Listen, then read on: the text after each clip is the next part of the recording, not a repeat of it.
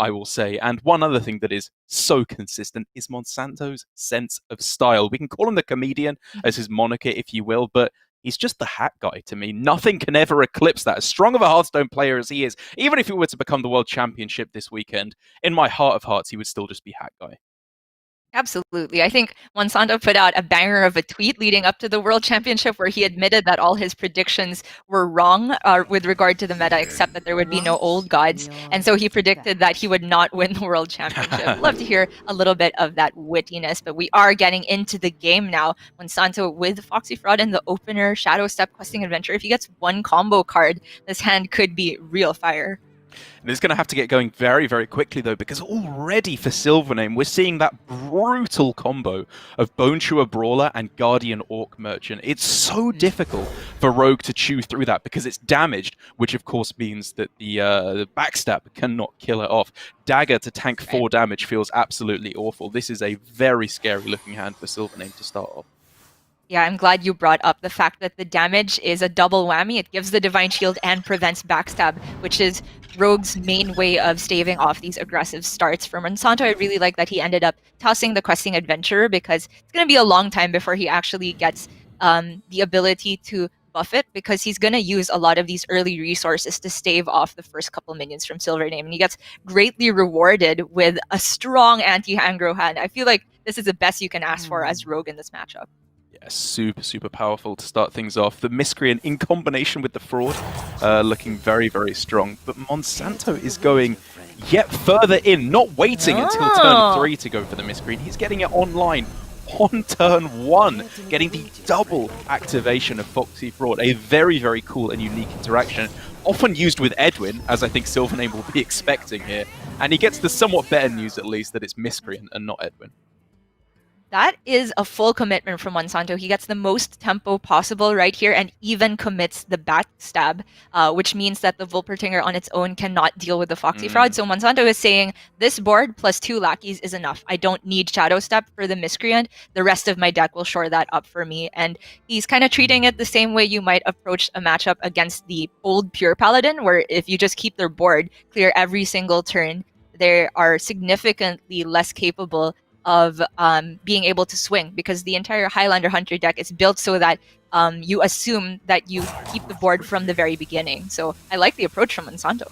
Yeah, me too. I think the other very clever thing about this line is that it makes pretty much every lackey good. If you get one of the tempo lackeys, like Goblin, Kobold, Titanic lackey, great, you're locking the Hunter out of the game. If you get the value lackeys, like Draconic or Ethereal, great, your hand's empty, you need more value to be going for it as well at that point. So I think it's covering all bases no matter what the outcome, and he should be able to carry on, staying ahead, and getting a Shadow Step as well for yet more lackeys.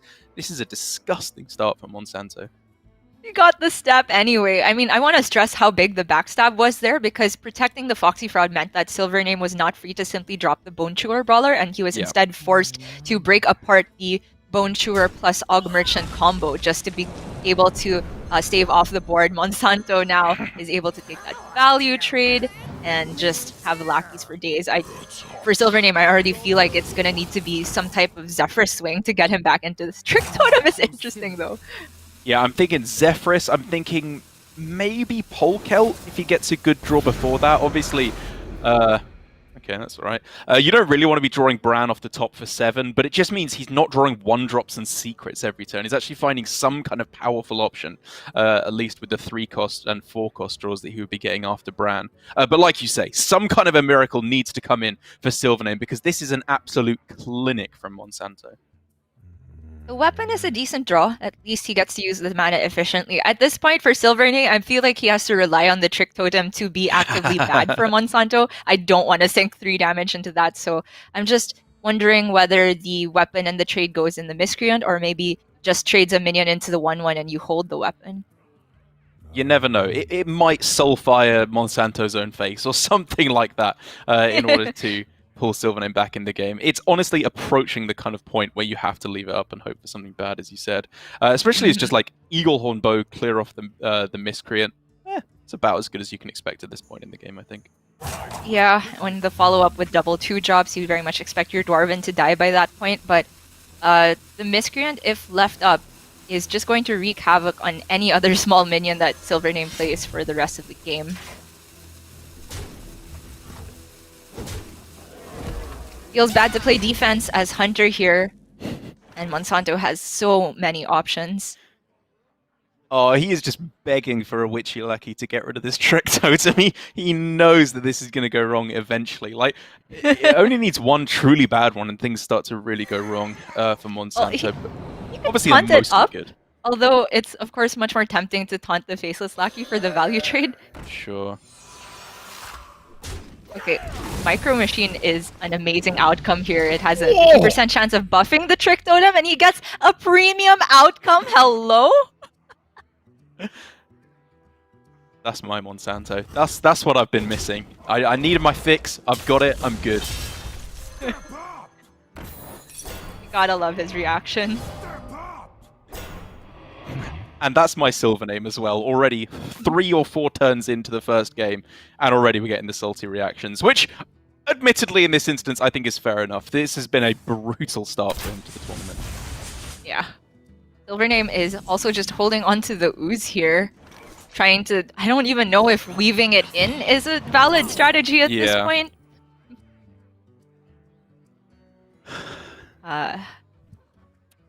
Like, Betrayal does something. I honestly don't think he really needs the value of cutting class that much. Yeah, he has Jandice for the next turn. I mean... Yeah. At this point, SilverName is not even gonna stick a minion, so maybe you just take Cutting Class. Yeah, like, the Cutting Class is what I'm considering because of maybe exactly Zephyrus into a clear at some point in the future, at which point you might need extra card draw, but that seems very, very fringe. I think one of the tempo options does seem a little bit more sensible. Yep.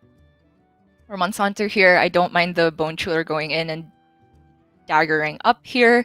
Maybe taking the face damage is a bit superfluous. If SilverName is hero powering this early, maybe Monsanto, on the off chance the Jandice gives some very bad outcomes, would end up flooding his board with low health, low attack minions, and then is not able to race. I am really grasping at straws for SilverName to find a win condition here. For sure. We need to start thinking about like what Zephyrus would offer if found as the outs for SilverName, because I mean on this 3-mana slot it's a little bit awkward actually, to be honest, in terms of what it could offer. You're more waiting for Shadow Flame, Holy Nova, something like that on turn 6 to try and swing this one around. Right. Maybe something like Lightning Storm would be the offer here if it were even in hand. We're creating a problem for SilverName that he would like to have. He doesn't even have that option. Inconspicuous Rider, if that pulls Snake Trap, maybe there's a way back into this.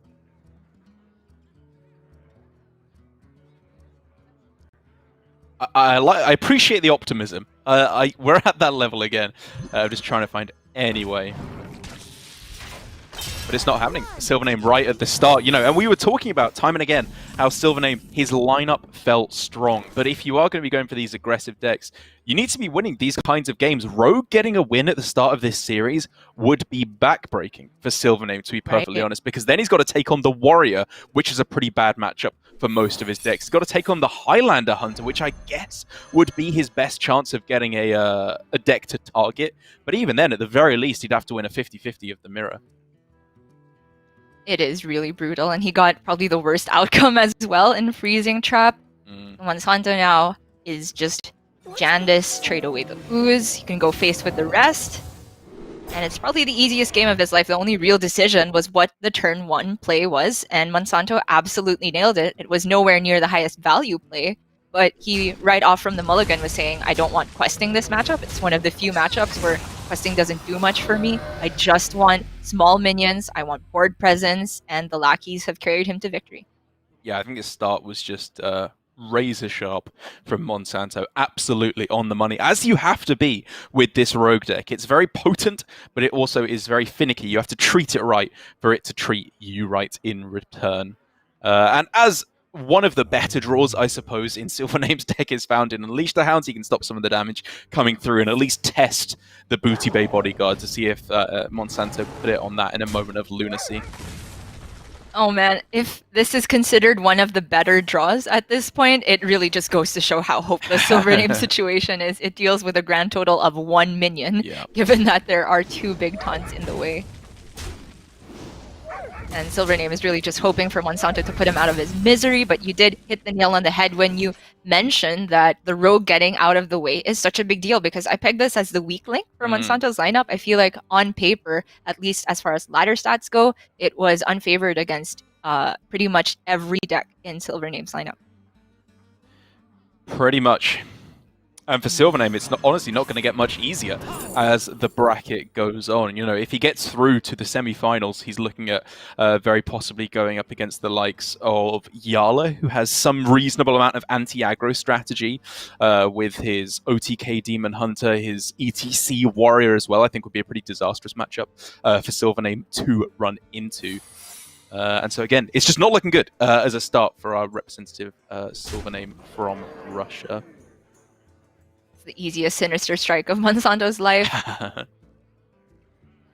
But again, this is the World Championship stage, so even when you're in a position where it's 100% at first glance to win the entire game, if you have time to double check, triple check, you absolutely will take that time. That's why Monsanto here is still roping out at the very end.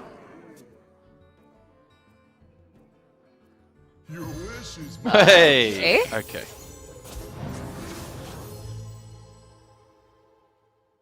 Why doesn't Zephyrus know that Shadow Flame would do it here? I guess Holy Nova does do it with the trade, yeah. With the trade, you're all right there. Zephyrus knows what the illusions are. No, of course not, but coincidentally, that is a board clear. But Monsanto, of course, has that Dirty Tricks loaded up, so he will very likely draw into threats. Yeah, it was Swindle, iconic combo for this meta. It has to just be such a monumental whiff here for Monsanto to have, or for SilverName to have any real chance. Even Evil Miscreant on its own, perfect. More than enough pressure to put things back on SilverName to find an immediate answer. Even Dynatema Bran off the top, I think he just loses that race quite convincingly. Yes, he would just be dead if you played that and didn't trade into the 3-2 on the following turn. Okay. Oh, he actually got it. Oh man, insult to injury. Yeah. I mean, you do just go face here as SilverName. Yep. Just that's the only tiny slim % of a chance he has of winning, but Monsanto has all of that damage stacked up. And even though it took maybe one turn later than I thought it would, it is going to be a very clean game 1 to Monsanto, who, now that he has the rogue out of the way, I think is looking in a great spot to win the series. Still has that warrior. You're exactly right. We can start looking at SilverName's early game there, I suppose, because I was talking about the power of Bone Chewer plus Guardian Orc Merchant, which I do still think is something very powerful to hold on to. But you have to bear in mind that with this deck, you'll always find something good to do in the early game. The deck is almost all 1 and 2 drops, so mulliganing away quite aggressively is something that you should always be thinking about. So we could have seen him maybe try and find I don't know, Zephyrus, Lawkeeper Polkel, maybe even Dynatema Bran in the starting hand.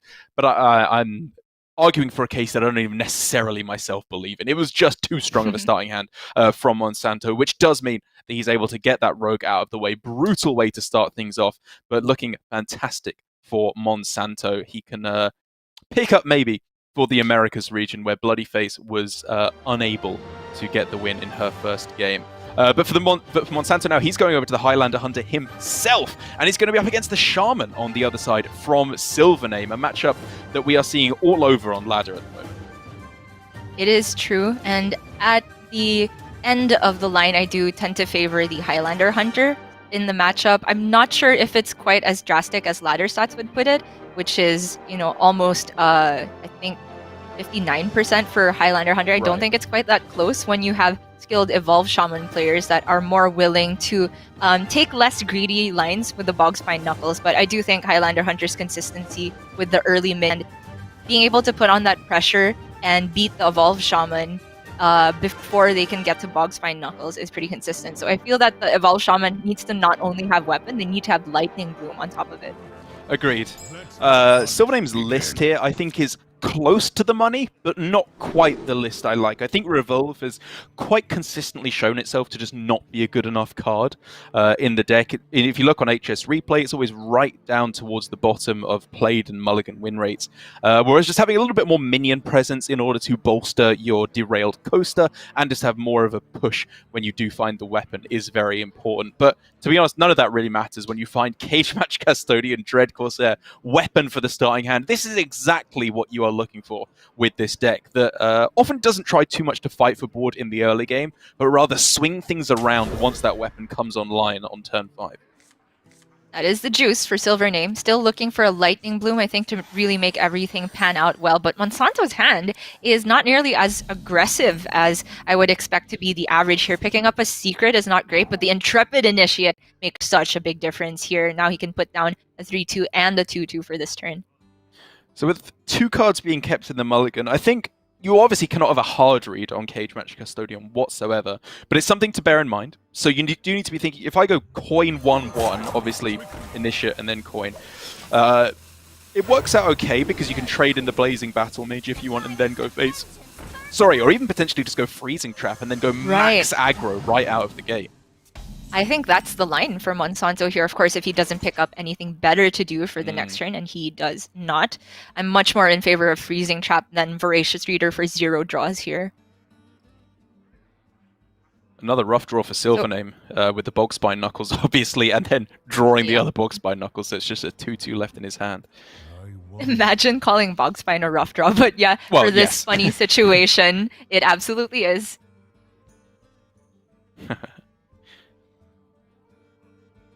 So let's talk about the downsides maybe of going for Freezing Trap now. I don't think SilverName has access to a rush minion for a very long time.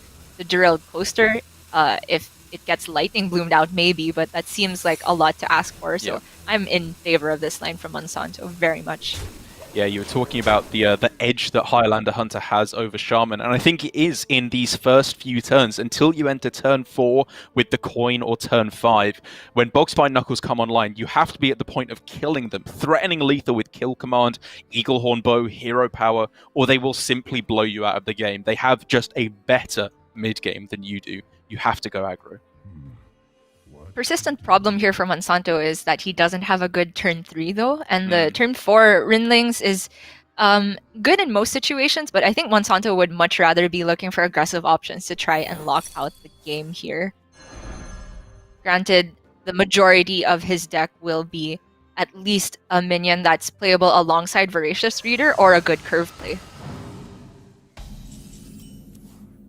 And he has the info now that the second Bogspine was already in hand. Pretty good draw as well to find off the top. Allows you to just get that draw, with the Voracious Reader. Keep the pressure rolling and just hero powering turn after turn. So hard for SilverName to stand up for this, especially as he still does not have that strong play to go with Bogspine Knuckles yet. It's coming down next turn though. Primordial is at least a cycle on the Fireheart.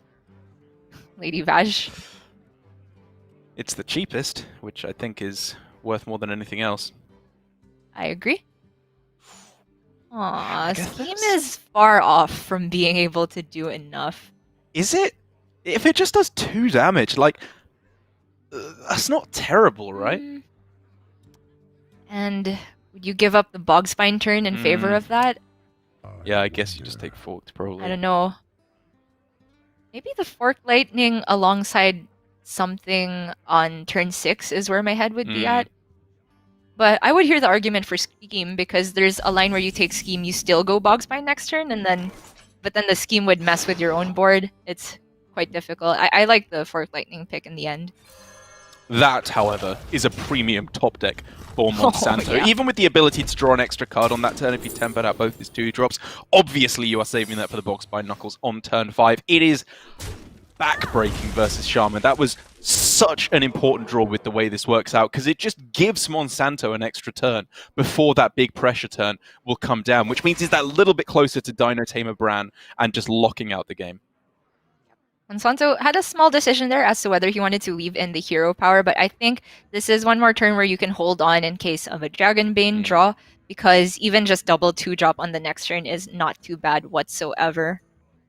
Yeah, he knows that he can spend at least 4 mana because Acidic Swampoos will almost 100% of the time be playable to destroy with a weapon when it comes down. SilverName is quite upset about the secret in play and just the fact that he can only evolve 1 minion, but that's the only line. Well, as for Monsanto's secret package, I think... Oh, sorry, this is off of the Rinlings, so SilverName can't really have that much info in the first place. Like, there wasn't for holding on to the swing this turn because you go Derailed Coaster plus the Dread Corsair plus the Giant on the following turn in order to try and get maximum swing potential all in one go. But if they have the use, then you're just conceding on the spot, basically. You are going too slow at that point, if that is the line you take. Right, and there's also just the value of having a minion that can attack on the next turn. So I do think SilverName went for the right line. The Ooze is just going to be the cherry on top for Monsanto here, though. Brutal.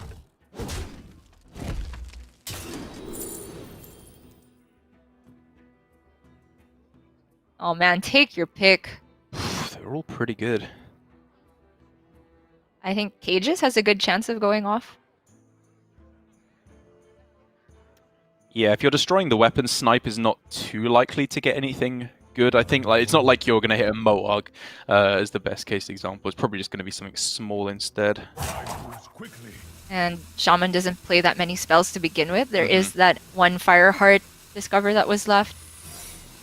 But for Monsanto, I just like the idea of piling on as much pressure as possible. SilverName's reaction in 3, 2, 1. Yeah. He knew what was coming.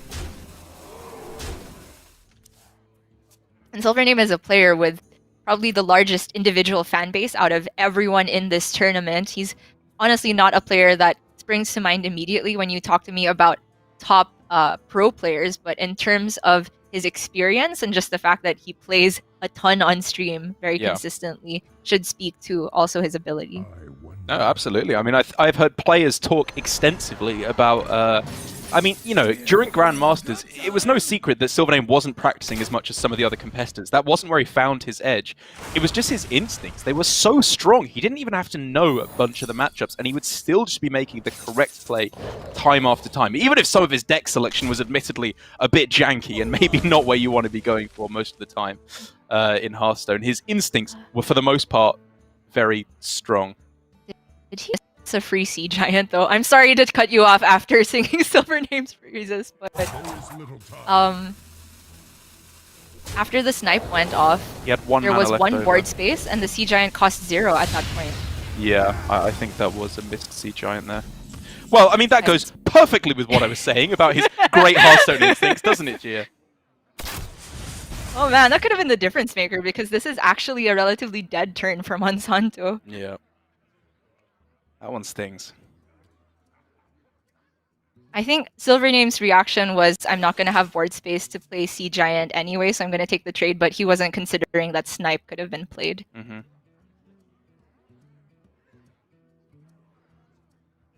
Oh, sorry. My bad. It was 1 cost, and then when the Pack Tactics triggered, that's when it went to 0. Gonna have to go back and look at that turn later on. But it very much feels like SilverName needs to generate taunt somehow, so I'm in favor of going for Bogspine and Prey. Yep. I don't think you can afford to think that this is an explosive trap. So You're losing I would just this game. attack with them anyway. Yeah, I agree. You got to be taking those big old risks right now. Gonna get the bad news.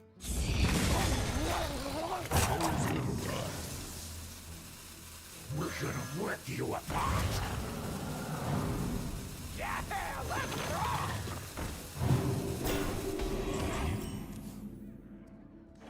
Well, he gets the taunt in play, which would have protected him against Dino Tamer Bran, but Zephyrus off the top instead will do just as good of a job to close out the game. Monsanto goes up 2-0. He's got to win with the Rogue. He's got to win with the Highlander Hunter, and one after the other. Those were the two decks that I was saying maybe could be a weak spot for him. Now only left with the Enrage Warrior, the signature deck for Monsanto over the course of his stay in Grandmasters. At least it feels like to us. When everyone else was transitioning over to Bomb Warrior or whatever else would have been the flavor of the month at the time, he was sticking with this Enrage Warrior because he believed in the power of its strong mid-game combo style of gameplay. And I think, honestly, that's the deck I wanted SilverName to ban at the start. I think this has a fantastic shot of taking at least the single win that Monsanto needs to sail through to the winner's bracket match. It's true. I definitely like the odds of this Enraged Warrior going up against the Demon Hunter on SilverName's side. Maybe the one matchup where it would struggle, it's that Evolved Shaman in particular. You're going to get word real soon on what SilverName ends up queuing. It looks like it's the Hunter into Warrior. So Risky Skipper, I do favor a lot to give yourself more edge against any of these decks that run so many one-drops, but there are certain Hunter draws where you can go for a mid-range game plan that still gives it enough juice, I think, against the Warrior. So I'm thinking things like the Imprisoned Felmaw early on and trying to get maybe some of the 3-drops and curve out instead of playing a bunch of 1s. Yeah, I think so. You have to bear in mind that there's a couple of other very, very powerful cards in this matchup.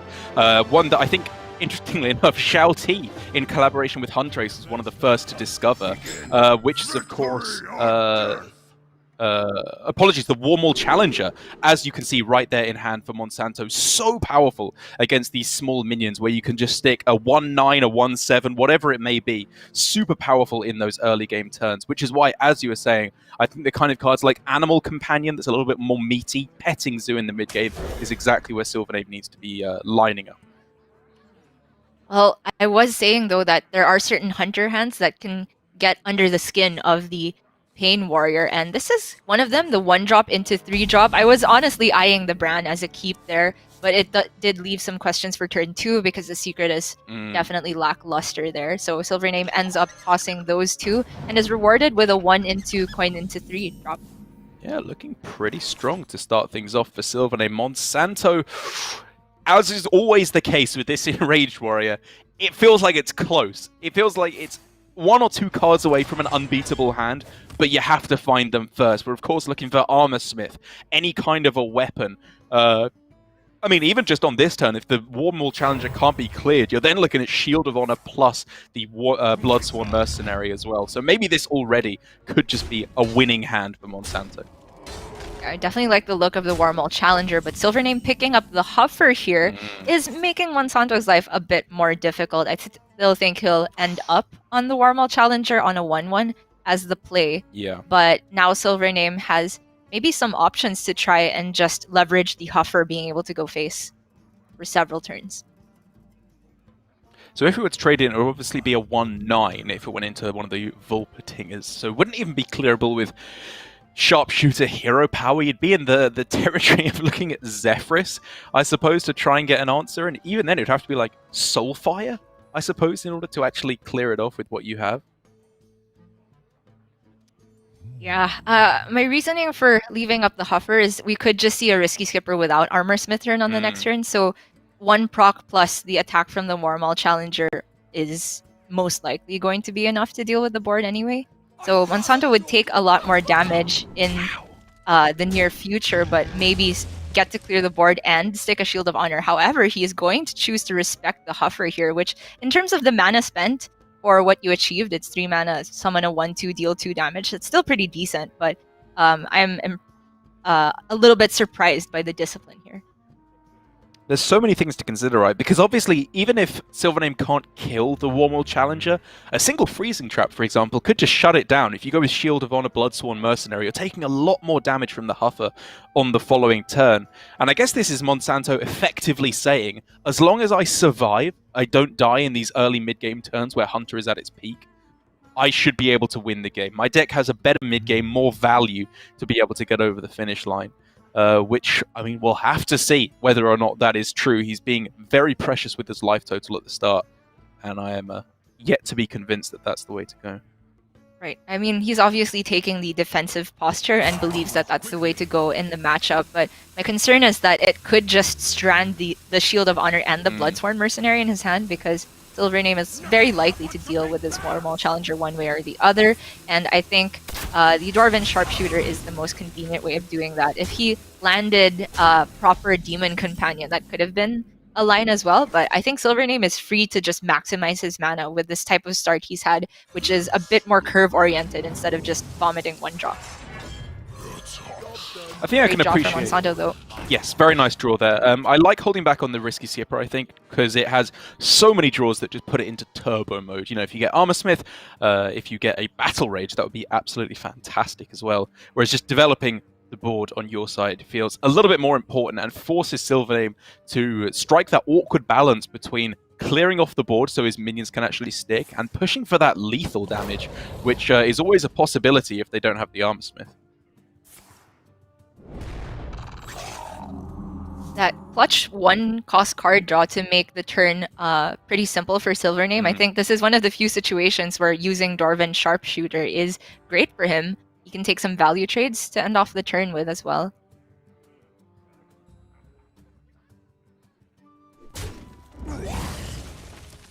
Again, it's a difficult balance to strike. There's a lot of good value trades here that you can take, but then you're just making it so that a single risky skipper could deal with your board, and you also then haven't really answered, haven't dealt as much damage to face. So instead he's preserving as much life as possible on this Dwarven Sharpshooter, again, to play around the possibility of any kind of risky skipper clear.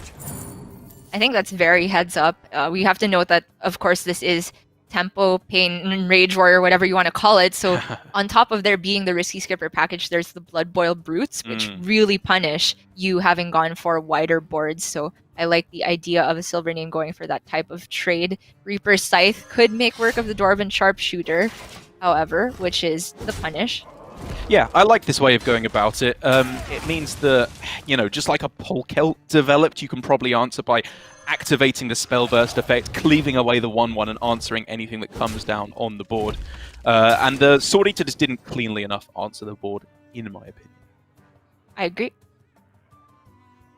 And because SilverName knows that the Reaper Scythe is very likely to just get rid of any minion development, he's choosing to go for the secret development now. So Snipe is interesting because that can be, if you can set it up properly, a way to shut off a risky skipper turn. Yeah. It's a really tough one. Like, I think I would just look most heavily at pack tactics, but you have to be bearing in mind that the way the weapon swing works would clear off all of the minions, right? Because it generates it first and then would get the swing. Yes, that's correct. So I think it's that a reasonable played a lot selection. into SilverName's decision to take the snipe in the end. Yeah. Okay, so Zephyrus can offer weapon removal if you really want it here. Probably not good enough. I think you're looking to get something heavier hitting with Zephyrus. Potentially this game could go long enough where Tyrion is an option. Yeah, I like what you're Like Zephyrus played on 7 with no mana left would offer Tyrion for the next turn. That seems reasonable. Or, of course, if you do just manage to get yourself aboard, maybe a snake trap comes down, and then you can look at Bloodlust at any point to just try and sweep out the game. Although that is admittedly a little unlikely, with a risky skipper always waiting in the wings here for Monsanto. For the next seek, I'm on board for Snipe again, honestly. Yeah. Just because Monsanto's big combos involve just playing Skipper first in every iteration. There's not many minions left that would get frozen because Monsanto has already played one normal challenger. Someone's gotta lead the charge. Monsanto leads off with the Sky Raider because he's expecting Snipe once again. Very nicely done. The South Sea Deckhand, funnily enough, gives him the clear, which is kind of a big deal, obviously. Not only because he doesn't want to face any more secrets, but because then SilverName stops pulling them out of his deck. He reopens the possibility of drawing the bad cards of 2-mana secrets from his deck. But obviously there's quite a lot that can go wrong that had been pulled from the deck to stop this from happening. Alright, that is good news for Monsanto. He is able to go for a Skipper Armorsmith clear now. It's just a little bit mana short of being able to copy the Armorsmith immediately, though. So if you factor in Dino Tamer Bran on the following turn, what is your thinking here? Because obviously if you just go for the risky skipper combo next turn, it's not going to clear the Dino Tamer Bran, which you have to be very, very afraid of. But with both of the mercenaries in hand, you can gain so much armor that maybe you can tank it for a turn. Yeah, I think I would land on that conclusion as well. The board presence you get from going Risky Skipper Armorsmith right now is probably insignificant compared to the potential armor gain you get of just delaying one more turn. Even though you take the 3 on this turn, you get to gain way more armor on the follow-up and end up with a stronger board presence. And in the event that SilverName doesn't have Dino Tamer Brand, maybe you even milk more of his resources. But I'm definitely looking at the Tyrion line here. Okay. SilverName has 2 ways to go at this, right? Because he was surprisingly close to lethal. I think it was about 5 off on that turn with Hero Power Savage Roar. And so you can either go for, as you said, the Tyrion line, get a big minion and start swinging every turn. Or just say, I don't think you have Risky Skipper. There's been no Ankar played so far. There's not necessarily an indication that it's even in hand for Monsanto. And therefore, going with this line where he has to have it to stay in the game, I think is reasonable, even if it's not going to work out right now. So this is a secret that's actually from the deck because it's from the Inconspicuous Rider and not Rinling's Rifle. So Monsanto doesn't have to snipe anymore. Pack Tactics begins to become a concern, though. Because, obviously, he's only able to play 2 minions after the Skipper this turn, I think. I think so, yeah. And so it's not an automatic clear on the Bone Chewer Brawler, but if you attack it with the weapon and it's Pack Tactics, they end up with just a bigger Bone Chewer Brawler at the end of things. So I think he's actually likely to Inner Rage the Bone Chewer Brawler at the end of this. That's where I ended up at the end of all Oh, never of it. mind. He can afford the Blood Boiled Brute. Oh, well, there you go. Even better. Just able to sweep off the entire board. Doesn't even need the Inner Rage. And is just pushing forward huge amounts of damage in the coming turns. Up to above starting health total overall now. And SilverName kind of has to use this Zephyrus just to stay alive. I'm looking at Shadow Word Death now, I think, to clear his hand and make room for Voracious Reader to draw cards. Brutal. And so you would end up playing the Voracious first with the Blazing Battle Mage. I mean, I think that's his way back into the game. SilverName does have quite a bit of health to work with. Strangely enough, this is Monsanto breaking up a lot of his combo pieces. If he goes Zephyrus first, I'm actually not sure what better removal option it would give here. Upon closer inspection, I think I might actually be looking at Edwin instead. Just play out both the other guys and take an 8-8 to slam on the board. Like it value trades the 5-7, and you have enough health to play with. I think here is SilverName. My concern with leaving up a big damage minion, though, is a lot of Monsanto's deck is activated by leaving up a minion of that size. True. Second Bloodsworn, Shield of Honor, etc. Sure. Shield of Honor in hand right now. Yeah, Shield of Honor is absolutely backbreaking, to be fair. Okay, Execute is, I think, the discipline play, but good on you for catching the Edwin. I didn't even think about that as a possibility.